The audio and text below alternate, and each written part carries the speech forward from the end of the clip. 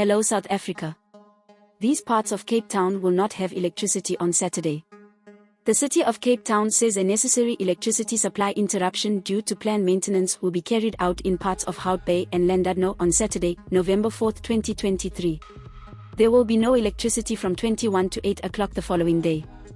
The municipality said maintenance will be carried out on Saturday, November 4, 2023, from 21 to 8 o'clock the following day for footprint 2 or on an alternate date of November 18, 2023. The maintenance will be carried out again Saturday, November 11, 2023, from 21 to 8 o'clock the following day for footprint 1. The municipality said this is critical maintenance to the major Bishop substation in the area. The maintenance work ensures a reliable electricity supply for residents in the areas, the city of Cape Town said. The electricity supply could be restored at any time and customers must please treat all electrical installations as live for the full duration of the interruption. Residents are encouraged to switch off appliances as a precaution and to avoid damage caused by power surges when the power comes back on, the city of Cape Town said. We pay cash for videos.